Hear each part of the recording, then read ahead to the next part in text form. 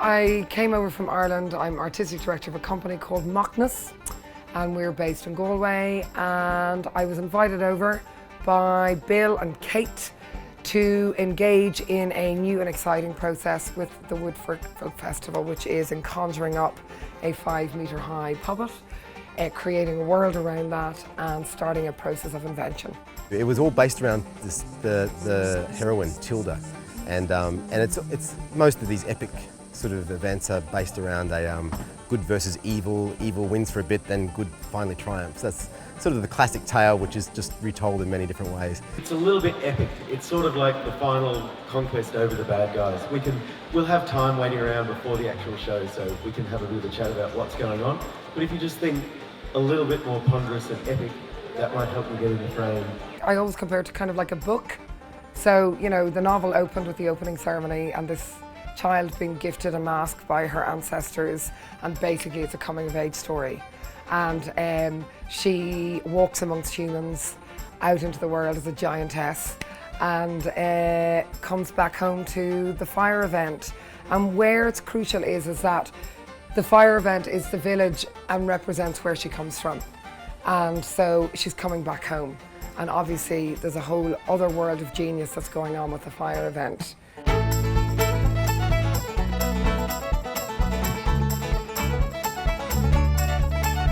Firstly, thank you all for leaving your lives for a week, or for some people close to a month.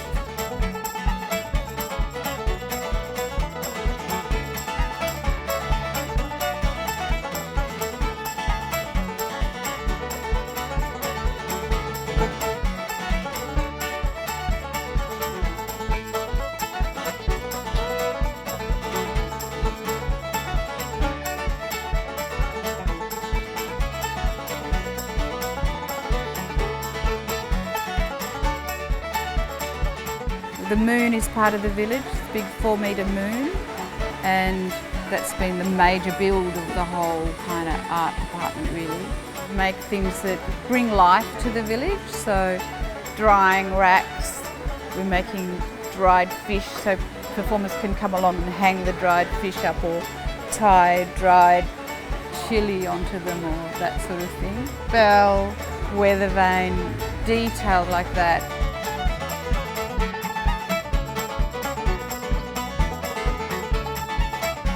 Down, it lifts the arm on a pulley, and then once they come up a little bit, there's also lateral movement, so you can sort of move your wrists in a circle, kind of like that, and you can get your arms all the way out and in and down, so you can play with different ways to express yourself with that. Alright, do you want to go for one down? Yes, please.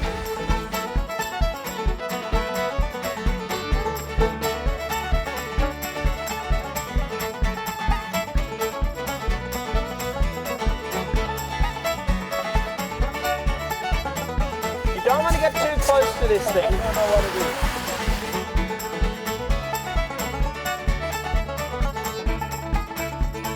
is. So all we're going to do now is the block it. That's the full extent of it.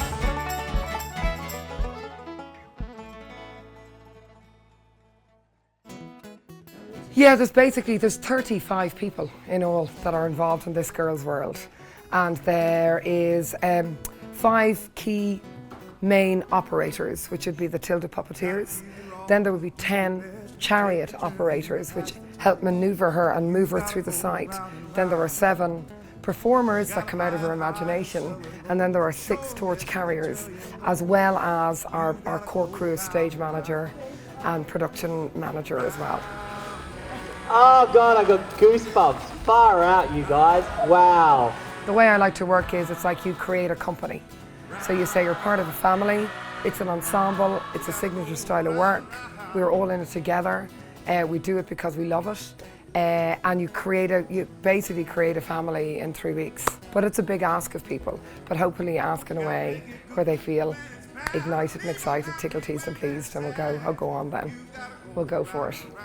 Things will start happening, music will kick in, the fire will get going, and we'll probably all go and have a wild dance with Tilda in the village.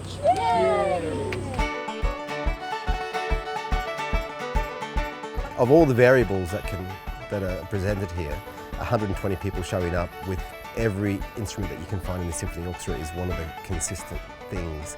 And I'm always amazed at that. Every year I think, oh, this year no one's going to show up, surely. But everyone always shows up. We even got 2 oboes this year, which is just astonishing. I think it's about 80 people. Does anyone know? No idea. It gets more every day, but so we're the 3rd day in, and I counted about 65 musicians in the People's Orchestra. All I know is that we have 2 oboes, and we have a French horn, and we have a tuba.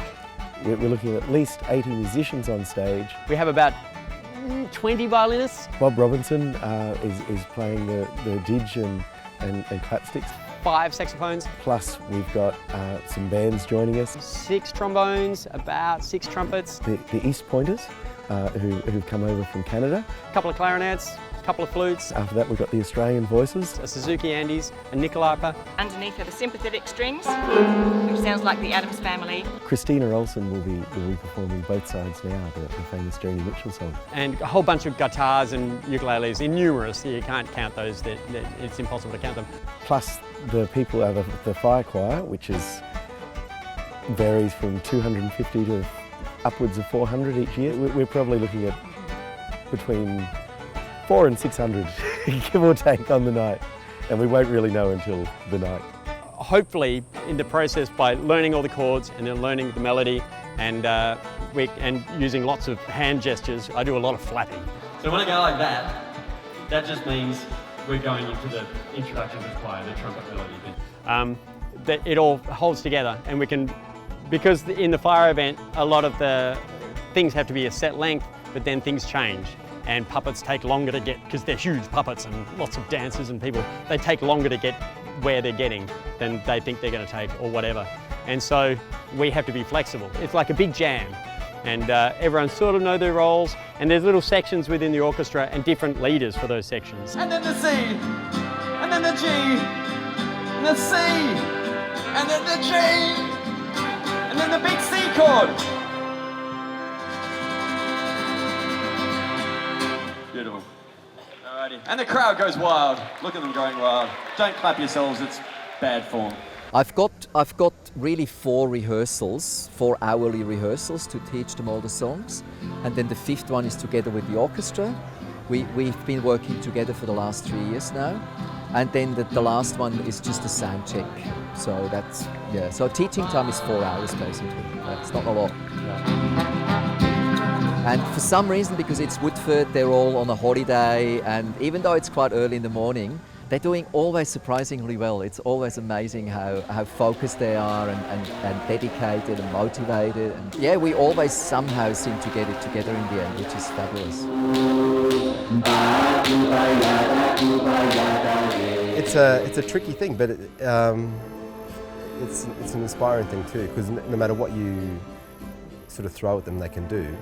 Pretty much everyone there, if you give them the right sort of picture in their mind, they'll come up with a better idea than I can generally come up with sitting at home on my computer.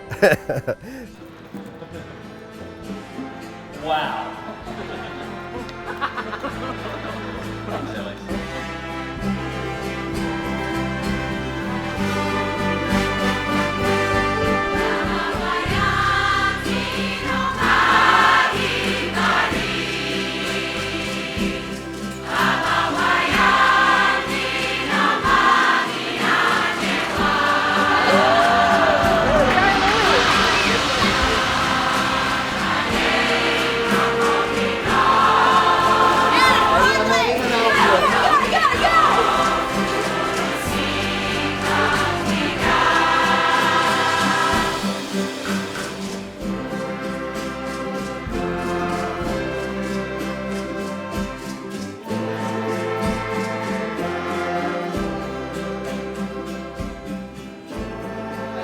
You want to go swimming? Because you can in my tent. Definitely helping.